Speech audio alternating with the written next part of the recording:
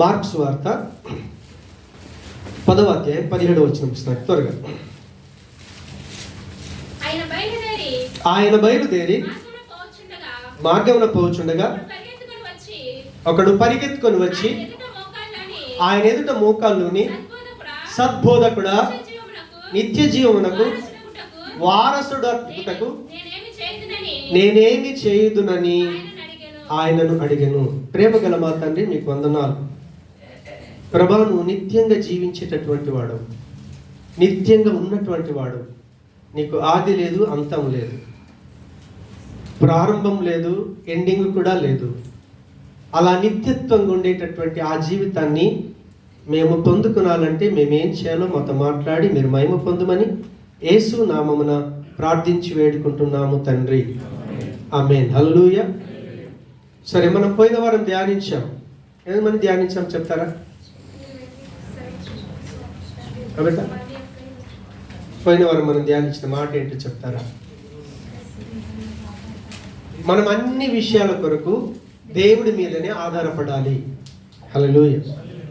మనం ప్రతి విషయంలో కూడా చిన్న పిల్లలు వాళ్ళ మమ్మీ డాడీ మీద ఎలా ఆధారపడతారో, అది ఏ రకమైన ఇష్యూ అయినా కావచ్చు, ఏ రకమైన అవసరత అయినా కావచ్చు, ఖచ్చితంగా మనం ఏంటంటే పిల్లలు తల్లిదండ్రుల మీద ఆధారపడ్డట్టుగా దేవుని పిల్లలమని చెప్పుకుంటున్నటువంటి మనం కూడా 100% దేవుని మీద ఆధారపడాలి. దేవునికి స్తోత్రం. ఎందుకంటే మరియ యోసేపుల కుమారుడైనటువంటి యేసుక్రీస్తుల వారు ప్రతి విషయంలో తండ్రి మీద ఆధారపడ్డాడు. దేవునికి స్తోత్రం. కాబట్టి ఇప్పుడు ఆయనలాగా మనం ఆధారపడితే మనం ఏమవుతామంటే క్రీస్తుకు శిష్యులం అవుతాం. ఏమవుతాం? యేసు ప్రభు అలాగే జీవించాడు కాబట్టి మనం అలా జీవించడానికి ఎప్పుడైతే అప్పగించుకుంటామో అప్పుడు మనం మనుషులకు కాదు, క్రీస్తుకు మనం శిష్యులం అవుతాం. ఎందుకంటే ఈ భూమి మీద నుంచి ఒక మానవుడు వెళ్ళి తండ్రి కుడిపార్శ్వాన, అంటే దేవుడి కుడిపార్శ్వాన కూర్చున్నటువంటి ఏకైక వ్యక్తి ఎవరు అంటే ఓన్లీ యేసుక్రీస్తు ఒకడే. దేవునికి స్తోత్రం. హల్లెలూయా. కాబట్టి ఇక్కడున్న మనందరి యొక్క గురి ఏంటిదంటే క్రీస్తు ఉండేది నిత్యంగా ఉండే లోకం. అది కొన్ని రోజుల్లో మనం చూస్తున్న ఈ భూమి ఉండదు. శాస్త్రజ్ఞులు కూడా చెప్తా ఉన్నారు, బైబిల్ చెప్తా ఉంది. ఒక రోజట ఆకాశం నుంచి అగ్ని గంధకాలు పడి ఈ భూమి క్లోజ్ అయిపోతుంది, ఆకాశం కూడా ఉండదు. అందుకే శాస్త్రజ్ఞులు కూడా చెప్తా ఉన్నారు. ఇప్పుడు మన వాళ్ళు ఏంటంటే అన్ని గ్రహాలు, ఉపగ్రహాలు పంపిస్తున్నారు కదా ఆకాశంలోకి. అవి ఒకరోజు ఏమవుతాయంటే వాటి స్థితిగతులు తప్పి, ఇప్పుడు సూర్యమండలంలో ఎన్ని గ్రహాలు ఉన్నాయి? 9 గ్రహాలు కదా. అవి ఏం చేస్తాయంటే ఒకదానికొకటి కక్ష తప్పి ఒకదానికొకటి యాక్సిడెంట్ అవుతాయి. అప్పుడు ఆ యాక్సిడెంట్ యొక్క ముక్కలు వచ్చి, ఆ అగ్ని వచ్చి ఈ భూమి క్లోజ్ అయిపోద్ది. ఇది 100% జరిగే సత్యం. కాబట్టి ఒక వ్యక్తి ఈ నాశనం అయ్యే భూమి మీద నుంచి నాశనం కాకుండా ఉండేటటువంటి, దేవుడు ఉండేటటువంటి ఆ స్థలానికి వెళ్ళాలి అంటే ఈ భూమి మీద నుంచి వెళ్ళిన మొట్టమొదటి వ్యక్తి యేసుక్రీస్తుల వారు మాత్రమే. కాబట్టి మనం కూడా ఆ స్థానానికి వెళ్ళాలి, ఆ లోకానికి వెళ్ళాలి అంటే మనం ఎవరికి శిష్యులం కావాలి? క్రీస్తుకు శిష్యులమే కావాలి. వేరే ఎవరికి శిష్యులమైనా మన లైఫ్ ఇక్కడనే క్లోజ్ అయిపోద్ది. దేవునికి స్తోత్రం. కాబట్టి క్రీస్తును వెంబడించటం, క్రీస్తును నమ్మటం, దేవుని బిడ్డగా జీవించటం అనేది మతం మారటము, కులం మారటము కాదు. మన జీవితం నాశనమయ్యే స్థితిలో నుంచి నాశనము లేనటువంటి, దేవునికి స్తోత్రం, నిత్యంగా ఉండేటటువంటి లోకములోకి మన జీవితము ప్రయాణం అవుతుంది. మన యాత్ర కొనసాగుతూ ఉంది.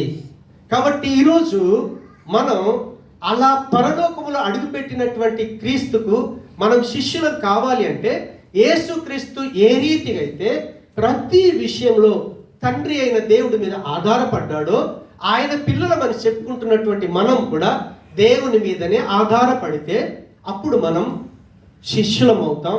క్రీస్తులాగా పరలోకం చేరుకుంటాం, స్వర్గం చేరుకుంటాం, జన్నత్ చేరుకుంటాం. లేదంటే చేరుకునే అవకాశాలు తక్కువగా ఉన్నాయి. హల్లెలూయా. అందుకే యేసుప్రభు అన్నాడు, మీరు వెళ్ళండి, సర్వలోకానికి వెళ్ళండి. ఈ భూమి మీద ఎన్ని దేశాలు ఉన్నాయో, ఎన్ని లాంగ్వేజెస్ ఉన్నాయో, ప్రతి భాష జనం దగ్గరికి వెళ్ళి మీరు సువార్త ప్రకటించండి. వాళ్ళు ప్రభుని నమ్మి దేవుని బిడ్డలు అవుతారు. వాళ్ళందరూ కూడా నేను ఎట్లయితే తండ్రికి ప్రియమైన కుమారుడిగా జీవించానో మీరందరూ కూడా ఆ రీతిగా జీవించాలి. నాకు మీరు శిష్యులు కావాలి. దేవుడిచ్చిన ప్రధానమైన ఆజ్ఞ. కాబట్టి మనం ఆయన శిష్యులుగా మనం మారుతున్నాము, అదే త్రోవలో ఉన్నాము అనటానికి ఒక రుజువు ఏంటిదంటే, మన ప్రతి అవసరతకు మనం ఎవరి మీద ఆధారపడాలి అంటే దేవుని మీద ఆధారపడాలి. దేవుని మీద ఆధారపడకుండా మనకు అడ్డుపడేది ఫస్ట్ పాయింట్ ఏంటంటే డబ్బు మాత్రమే. దేవునికి స్తోత్రం. హల్లెలూయా. ఒక సందర్భం వచ్చింది, యూదుల దగ్గరికి వెళ్ళాడు. ఆ ప్రాంతంలో యేసు ప్రభు నడుస్తూ ఉంటే ఒక వ్యక్తి వచ్చాడు. వచ్చేసి, అయ్యా నేను నిత్య జీవానికి వారసుని కావాలి. దేవునికి స్తోత్రం. వారసుడు అంటే నా కొడుకున్నాడు కదా, నా ఆస్తికి వారసుడు, అవునా కదా? నాకు పిల్లలు ఉంటే నా ఆస్తికి వారసులు అవుతారు. కాబట్టి నిత్యంగా ఉండేటటువంటి దేవుడికి నేను వారసుని కావాలి అంటే నేనేం చేయాలి అని అడిగాడు. అడిగినప్పుడు దేవుడు అన్నాడు, ప్రభు అన్నాడు, ఓకే నీకు దేవుడు పెట్టిన ఆజ్ఞలు తెలుసా అన్నాడు. తెలుసు, నేను దేవుణ్ణి నిండు హృదయంతో ఆరాధన చేస్తున్నాను, దొంగతనం చేయట్లేదు, వ్యభిచారం చేయట్లేదు, అబద్ధం ఆడట్లేదు, అబద్ధ సాక్ష్యం పలకట్లేదు. ఓకే, నువ్వు 100% నిత్యత్వాన్ని పొందుకోవడానికి నువ్వు దగ్గరగా ఉన్నావు. కానీ ఒక్క ప్రాబ్లం ఏంటంటే, నువ్వు ఈ ఆజ్ఞలు పాటిస్తూనే నువ్వు దేని మీద ఆధారపడ్డావంటే డబ్బు మీద ఆధారపడ్డావు. హల్లెలూయా. అందుకే 22వ వచనంకి వచ్చేసరికి అక్కడ అంటాడు, ఆగాలి. హల్లెలూయా. మనకు ఆస్తి ఎక్కువగా ఉంటే మనం ఏం చేస్తాం తెలుసా? 100% ఆస్తి మీద ఆధారపడతాం. ఆస్తి మీద ఆధారపడ్డప్పుడు ఆస్తి, డబ్బు అనేది నిజంగా చాలామంది ఏమనుకుంటారంటే డబ్బు ఉంటే ఏదైనా చేయొచ్చు అని అనుకుంటాం. ఒక కోటీశ్వరుడు ఉన్నాడు, వ్యాధి వచ్చింది, హాస్పిటల్ దగ్గరికి తీసుకెళ్తే డాక్టర్ ఏమిటో తెలుసా? ఆయన బతికితే తప్ప డబ్బు పనిచేయదు. కొన్నిసార్లు నా జేబులో మేము జస్ట్ అజ్మన్ పోయి వచ్చేటప్పుడు టైర్ పంక్చర్ అయింది, మంచి ఎండ ఉంది.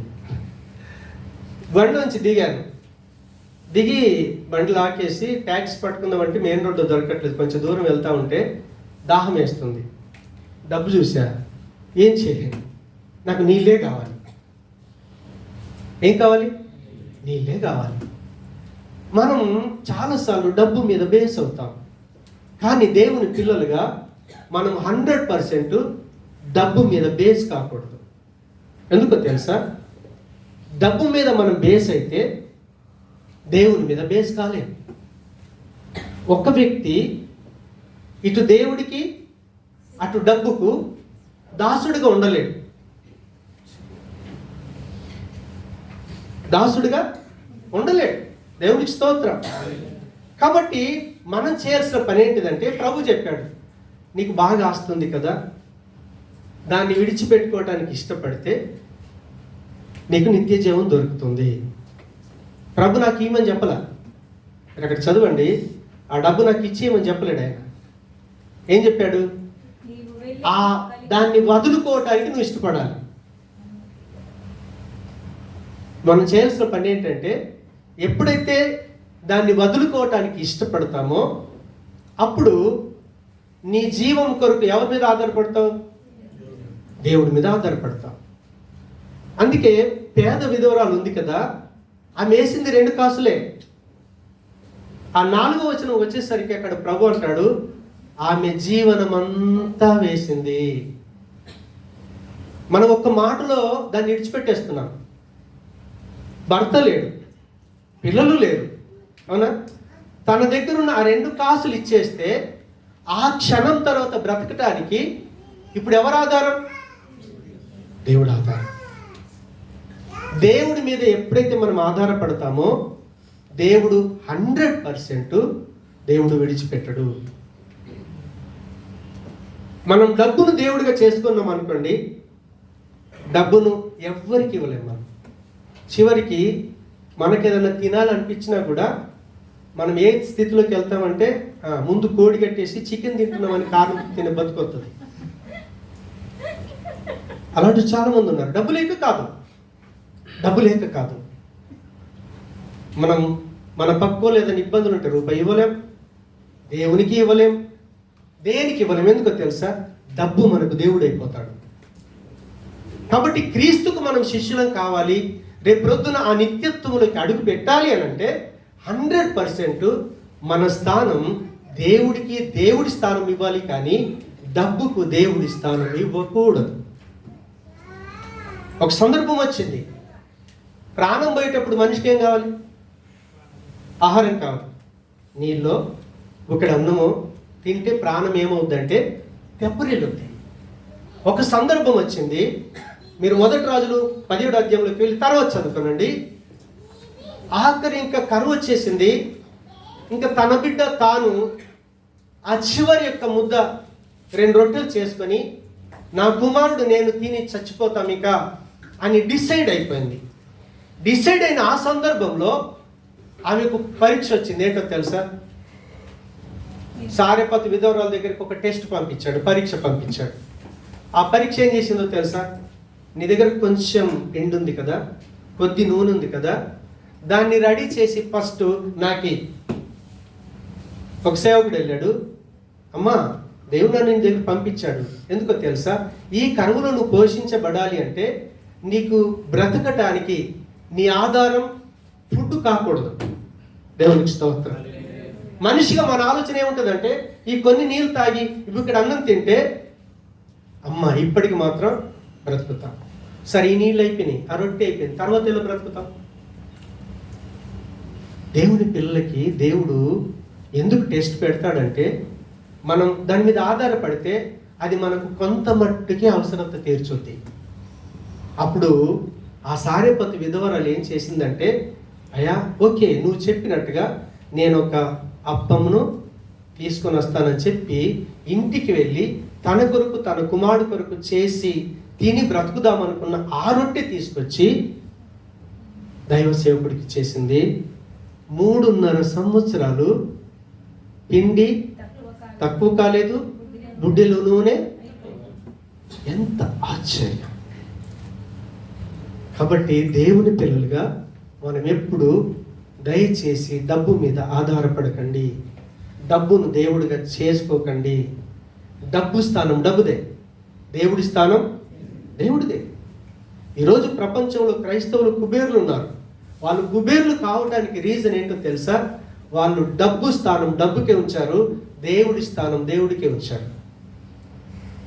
నేను చెప్పాను కదా, కాల్గేట్ కంపెనీ అతను 90% దేవుడికి ఇచ్చేస్తాడంటే 10% తినగా తనకి అసలు డబ్బు ఏం చేయాలో అర్థం కావట్లా. మనం ఏం చెప్తాం? దేవుడికి ఇచ్చే 10% కూడా లాగేసుకోవటానికి చూస్తాం. అంటే డబ్బు మనకు దేవుడే అయితే దేవుణ్ణి దేవుడిగా నువ్వు చూడలేము.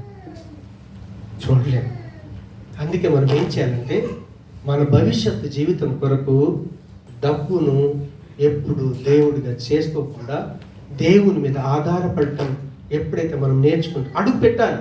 దేవునికి స్తోత్రం. అది ప్రాక్టికల్ లైఫ్. ఈమె తినాల్సిన రొట్టె ఆల్రెడీ ఇచ్చేసింది. మాటలతో చెప్తే కాదు, అది క్రియారూపకంగా జరగాలి. అప్పుడు మనం క్రీస్తుకు శిష్యులమవుతాం, పరలోకములో అడుగు పెట్టే స్థానాన్ని సంపాదించుకుంటాం. హల్లెలూయా. ఈ బ్రతుకు చూడండి, రేపేం జరుగుతుందో తెలియదు. హల్లెలూయా. ఒక దగ్గర కూర్చొని భోజనం చేస్తున్నారు, ఎలాంటి ప్రమాద స్థితి లేదు. ఫ్లైట్ వచ్చి పడింది, ఎంతమంది స్టూడెంట్స్ చచ్చిపోయారు. స్టూడెంట్స్ ఏమన్నా తప్పుందా? లేదు. మరణం అనేది ఒక వ్యక్తికి ఎప్పుడు ఎలా వస్తుందో తెలియదు. కాబట్టి మనం ఎప్పుడు కూడా డబ్బును బేస్ చేసుకోకూడదు, లోకాన్ని బేస్ చేసుకోకూడదు. దేవుణ్ణే బేస్గా చేసుకుంటే మనము క్రీస్తులకు శిష్యులమవుతాము, యేసు ప్రభు శిష్యులమవుతాము, యేసయ్యలాగా పరలోకంలో అడుగు పెట్టగలుగుతాం. దేవునికి స్తోత్రం. నాలుగవది ఏంటిదంటే, నువ్వు క్రీస్తుకు శిష్యుడు అవుతున్నావు అనటానికి రుజువు ఏంటిదంటే, నీ యొక్క హ్యాపీనెస్ ఏదైతే ఉందో, ఆనందం ఏదైతే ఉందో, అది దేవుణ్ణి బట్టే ఆనందిస్తారు. దేవునికి స్తోత్రం. హల్లెలూయా.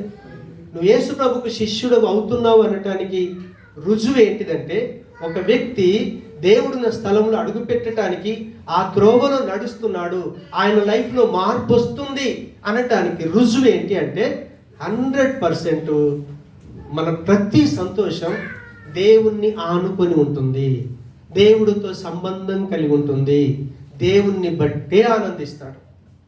దేవునికి స్తోత్రం. ఒక మాట చదువుదాం. దేవునికి స్తోత్రం. యోహాను సువార్త 4వ అధ్యాయం 13-14 వచనాలు.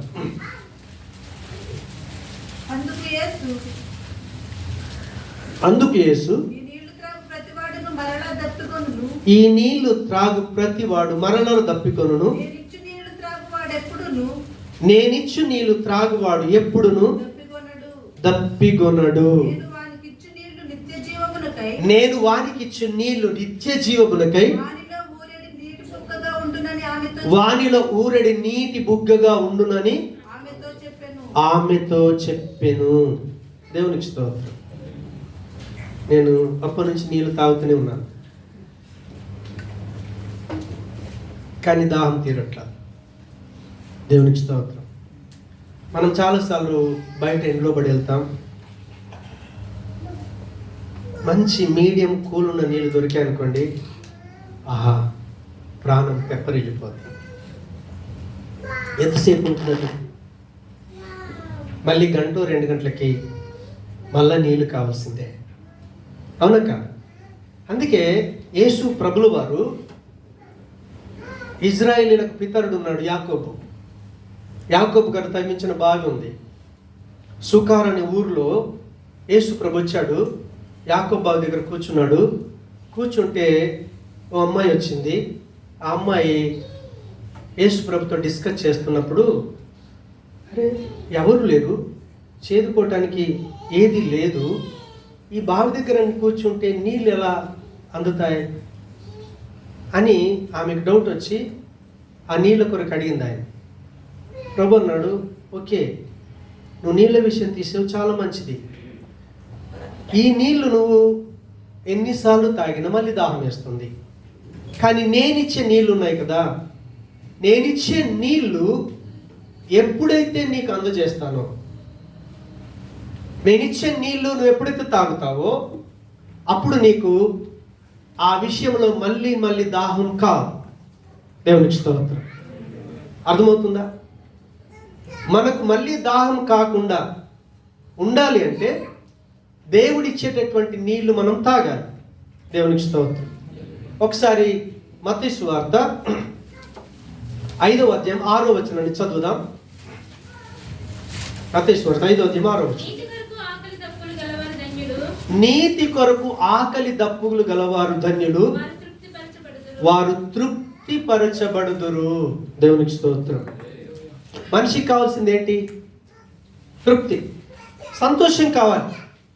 ఏ స్థితిలో ఉన్నా వ్యక్తి ఆనందాన్ని కోరుకుంటాడు, సంతోషాన్ని కోరుకుంటాడు. అలాంటి సంతోషం మనం అనుభవించాలి అంటే యేసు ప్రభుల వారి దగ్గరికి వచ్చినప్పుడు మనం ఏంటో మనకు అర్థమవుతుంది. దేవుని ముందు మనం నిలబడ్డప్పుడు, దేవుని పరిశుద్ధత ముందు, దేవుని నీతి ముందు, దేవుని యొక్క పవిత్రత ముందు, దేవుని యొక్క న్యాయం ముందు, దేవుని యొక్క మంచితనం ముందు ఒక వ్యక్తి ఎప్పుడైతే నిలబడతాడో ఆ వ్యక్తికి తన రియాలిటీ అర్థమవుతుంది. తాను అనీతిమంతుడని, తాను ఎన్నో విషయాల్లో తప్పు చేస్తున్నానని, తాను ఎన్నో విషయాల్లో అన్యాయంగా ప్రవర్తిస్తున్నానని దేవుని ముందు నిలబడ్డప్పుడు ఆ వ్యక్తికి అర్థమవుతుంది. అర్థమైనటువంటి వ్యక్తి ఎప్పుడైతే ప్రభువును, ప్రభా నాలో అవినీతి ఉంది, అన్యాయం ఉంది, నా బ్రతుకులో చెడు ఉందని ఎప్పుడైతే క్రీస్తు ముందు మనం ఒప్పుకుంటామో, దేవుడు మనకిచ్చే మొట్టమొదటి గిఫ్ట్ ఏంటో తెలుసా? ఆయనలో ఉన్న నీతి మనకిస్తాడు, ఆయనలో ఉన్న న్యాయవంతమైన జీవితాన్ని మనకిస్తాడు, ఆయనలో ఉన్నటువంటి పవిత్రమైన జీవితాన్ని మనకిస్తాడు. ఆయనలో ఉన్న మంచి మనకిస్తాడు. అప్పుడు మనం మళ్ళీ దాన్ని కోరుకునే అవసరం లేదు.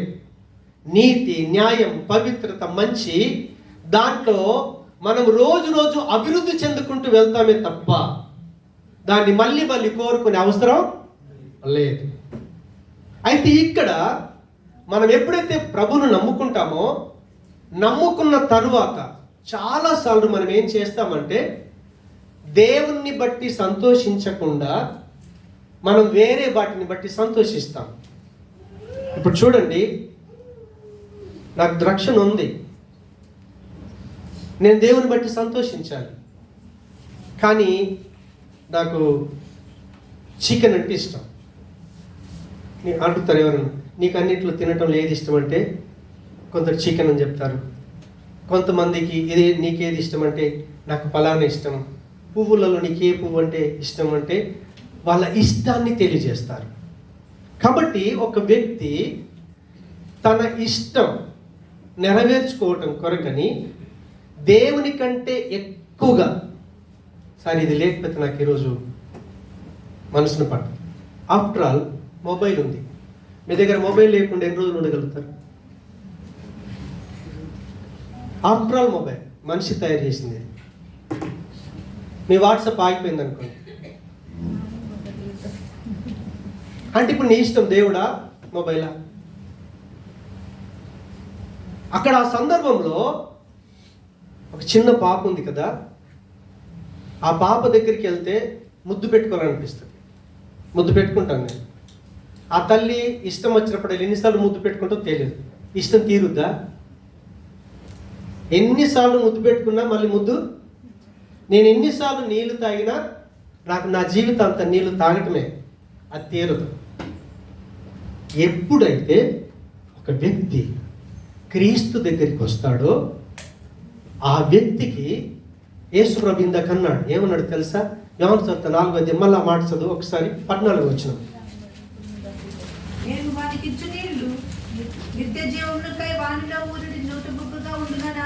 నేనిచ్చేటటువంటి నీళ్లు నిత్య జీవమునకై వానిలో ఊరెడి నీటి బుగ్గగా ఉండును.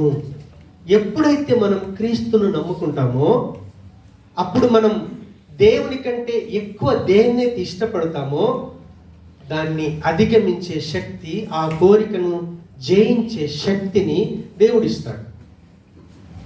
ప్రూఫ్ ఏంటి అంటే, వాస్తవంగా మీరు ఆ యోహాను సువార్త 4వ అధ్యాయం 1 నుంచి చదువుకుంటే వెళ్ళండి. యేసు ప్రభు దగ్గరికి వచ్చినటువంటి వ్యక్తి అప్పటికి 5గురితో శారీర సంబంధాన్ని కలిగి ఉంది అమ్మాయి. యేసు ప్రభు వచ్చే ముందు కూడా ఒక వ్యక్తితో శారీరకంగా అక్రమ సంబంధం కలిగి యేసయ్య దగ్గరికి వచ్చింది. వచ్చిన తర్వాత ప్రభు అన్నాడు, ఆ నీళ్ళ గురించి మాట్లాడితే ప్రభు ఏం చెప్పాడు తెలుసా? నేను ఇచ్చే నీళ్ళు తాగినామనుకో, ఈ బావిలో నీళ్ళు మీ యాకోబు దప్పించుండొచ్చు, నో ప్రాబ్లం. అది ఎన్నిసార్లు తాగినా మళ్ళీ దాహం వేస్తుంది. కానీ నేను ఇచ్చే నీళ్ళు ఉన్నాయి కదా, నువ్వు ఒక్కసారి తాగావంటే నీకు దాహం వేయదు అని అన్నాడు. ఆ మాట చెప్పిన తర్వాత ఆయన తీసుకున్న సబ్జెక్ట్ ఏంటో తెలుసా? దేవుడి గురించి మాట్లాడటం ప్రారంభించాడు. ఆమె కౌన్సిలింగ్ ఇచ్చాడు. ఆ కౌన్సిలింగ్లో ఆమె ఏం చేసిందో తెలుసా? యేసు ప్రభుతో ఎప్పుడైతే అటాచ్మెంట్ అయిందో, ఆమెకు సంబంధం ఏర్పడ్డదో, ఆమె దేవుని కంటే ఎక్కువగా ఏ కోరికనైతే కలిగి ఏ సమాజంలో నివాసం చేస్తుందో, ఒక చెడ్డ స్త్రీ అని ముద్రించబడిందో, తాను అదే సమాజంలోకి వెళ్ళి తను ఏం చెప్పిందంటే తెలుసా? నేనెన్ని తప్పులు చేశానో, నేనెంత మందితో పాపం చేశానో, ప్రతి పాపాన్ని నాకు తెలియజేసినటువంటి మెస్సియా అక్కడ ఉన్నాడు. ఎప్పుడైతే యేసు ప్రభుతో కౌన్సిలింగ్ అయిందో ఆమె జీవితంలో వ్యభిచార పాపమే పోయింది. తాను ఎంత మందితో తిరిగినా తన కోరిక తృప్తి కాలేదే, కానీ క్రీస్తు దగ్గరకు వచ్చిన తర్వాత ఆమె జీవితం నిలకడగా అయిపోయింది. ఆమె పేరు ఈరోజు బైబిల్లో రాయబడ్డది అని అంటే ఆమె క్రీస్తు ఇచ్చినటువంటి ఆ రక్షణ ఏదైతే ఉందో, ఆ నీతి ఏదైతే ఉందో, ఆ న్యాయం అయితే ఏదైతే ఉందో, ఆమె జీవితంలో నీటి బుగ్గ, ఊరడి నీటి బుగ్గ అని ఎందుకన్నాడు తెలుసా? మనం కొన్నిసార్లు ఏరు దగ్గరికి వెళ్ళినప్పుడు, వాగు దగ్గరికి వెళ్ళినప్పుడు పిల్లలు ఇలా దబ్బుతూ ఉంటారు. కొంచెం ఇసుక తీసేసరికి నీళ్ళు వస్తూ ఉంటాయి. వాటర్ వస్తుంది, మళ్ళీ తీసిపోతారు, మళ్ళీ ఫ్రెష్ వాటర్ వస్తుంది. ఎప్పుడన్నా అక్కడ వాటర్ అయిపోతాయా? వాటర్ అయిపోవు. ఒక వ్యక్తి క్రీస్తును నమ్ముకున్న తర్వాత తను ఏ స్థితిలో ఉన్నాడో ఆ స్థితిలో సంతృప్తి కలిగి జీవించేటటువంటి జీవితాన్ని దేవుడిస్తాడు. స్త్రీ ఉందనుకో తన భర్తతోనే సంతోషించుంది. పురుషుడు అనుకో తన భార్యతోనే సంతోషిస్తాడు. వేరే చూపులు చూడలేడు. ఇంకా నాకు 500 శాలరీ ఉంది, 500ను బట్టి సంతృప్తిగా జీవించగలుగుతాను. నాకు 50,000 శాలరీ ఉంది, 50,000 బట్టినా సంతృప్తిగా జీవించగలుగుతాను. 50,000 శాలరీ నుంచి 5,000 శాలరీకి వచ్చింది, నో ప్రాబ్లం, 5,000ను బట్టే సంతోషిస్తాను. హల్లెలూయా. క్రీస్తు మనకిచ్చే జీవితం అలాంటి జీవితాన్ని ఇస్తాడు. కాబట్టి మనం ఎట్టి పరిస్థితుల్లో కూడా దేవుణ్ణి బట్టి సంతోషించాలి. ఈ లోకంలో ఉన్న మనుషుల్ని నాశనం చేయటం కొరకని ఎప్పుడైతే మానవుణ్ణి దేవుడు ఈ భూమి మీద తయారు చేశాడో, ఆ తయారు చేయబడ్డటువంటి మొట్టమొదటి మనుషులు ఎవరైతే ఉన్నారో వాళ్ళ పేరు ఆదాం, అవ్వ. దేవునికి స్తోత్రం. వాళ్ళకి పసితనము ఎరగనటువంటి వాళ్ళు, చిన్నప్పటి నుంచి పెరిగిన వాళ్ళు కాదు. రెడీగా దేవుడు వాళ్ళని యమనస్తులుగా దేవుడు తయారు చేశాడు. హల్లెలూయా. రెడీగా వాళ్ళని దేవుడు తయారు చేసిన తరువాత దేవుడితో ప్రతినిత్యం ఎంత ఆనందంగా గడిపేవారు వాళ్ళు. మీరు ఆదికాండం 3వ అధ్యాయం చదవండి. ప్రతి చల్లపూట దేవుడు వాళ్ళ దగ్గరకు వచ్చి మాట్లాడుతూ ఉంటే ఎంత ఆనందంగా జీవించారో వాళ్ళు. వాళ్ళ కొరకు దేవుడు సమస్తం తయారు చేశాడు. ప్రాణులను తయారు చేశాడు, వృక్ష ఫలాలు తయారు చేశాడు, ప్రతిదీ తయారు చేశాడు. వాళ్ళని అక్కడ ఉంచితే వాళ్ళు ఎంత ఆనందంగా జీవించగలిగారు. కానీ ఎప్పుడైతే సాతానుడు వచ్చేసి ఆదాం అవ్వల్ని మోసం చేశాడో, అప్పుడు ఆదాం అవ్వల కుటుంబం చిన్నాభిన్నమైపోయింది. భార్య మీద భర్త ఆరోపణ, భర్త మీద భార్య ఆరోపణ. నువ్విచ్చిన ఆస్తి అంటున్నాడు. దేవుడితో సంబంధం ఉన్నప్పుడు నా ఎముకలో ఎముక, నా మాంసంలో మాంసం అని చెప్పిన భార్యను గురించి దేవుడితో వాదిస్తున్నాడు. అయ్యా, ఈ స్థితి రావటానికి నువ్విచ్చావే, ఆమెనే నన్ను పాడు చేసింది. పిల్లలు కలిగారు, ఒకరినొకరు కొట్టుకుంటున్నారు, చంపుకుంటున్నారు. దేవుడికి దూరమైన బతుకులు, సంతోషం లేదు, సమాధానం లే, ఆనందం లే. కానీ యేసుక్రీస్తు ఎందుకు వచ్చాడో తెలుసా? యోహాను సువార్త 10వ అధ్యాయం 10వ వచనం చూస్తే ప్రభు స్వయంగా చెప్తా ఉన్నాడు. ఆ మాట ఏం చెప్తున్నాడో తెలుసా? దొంగతనమును హత్యను నాశనము చేయుటకు వచ్చును గాని మరి దేనికి రాడు? గొర్రెలకు జీవము కలుగుటకు, అది సమృద్ధిగా కలుగుటకు నేను వచ్చి తినని మీతో నిశ్చయముగా చెప్పుచున్నాను. సాతాను గాడు ఈ లోకానికి వచ్చాడు ఎందుకొరకు తెలుసా? మనిషి కలిగినటువంటి దేవుడితో సంబంధం ఉండి ప్రతిరోజు ఆనందంగా సంతోషంగా జీవిస్తున్నాడే, ఆ ఆనందాన్ని సంతోషాన్ని ఫస్ట్ వాడు దొంగలించాడు. ఆ ఇంట్లో ఫస్ట్ మర్డర్ జరిగింది. సొంత అన్న తమ్ముని చంపేశాడు. కయ్యను హేబేలును చంపేశాడు. నాశనం వచ్చేసింది. ఏదెను తోట నుంచి ఆదాం అవ్వల కుటుంబం వెలివేయబడింది. దేవుడితో సంబంధంలే, వాళ్ళు నాశనం అయిపోతా ఉన్నారు. సాతానుగాడు నాశనం చేయటానికి వచ్చాడు. కానీ యేసు ప్రభు ఈ లోకానికి వచ్చింది ఎందుకో తెలుసా? అలా నాశనం కాకుండా మనం సమృద్ధి జీవమును, దేవునికి స్తోత్రం, మనం నిత్యంగా బ్రతికుండాలి కదా. నిత్యంగా జీవం కలిగి జీవించడానికి అది సమృద్ధి జీవం అని అంటున్నాడు. దేవునికి స్తోత్రం. క్రీస్తును నమ్ముకుంటే సమృద్ధి జీవాన్ని ఇస్తాడు. నీకు ఏ విషయంలో లోటు ఉండదు. భార్యకి భర్తకి మంచి సంబంధం ఉంటుంది. పిల్లలకి, తల్లిదండ్రులకి మంచి అవినాభావ సంబంధం ఉంటుంది. ఆ కుటుంబంలో వారి చేతులతో కష్టార్జితం చేసి వాళ్ళకు 100 వచ్చిందో, 200 వచ్చిందో, 300 వచ్చిందో దాన్ని బట్టి వాళ్ళు సంతోషంగా జీవించగలుగుతారు. ఈరోజు మనిషికి సంతోషం లేదు. కారణం ఏంటో తెలుసా?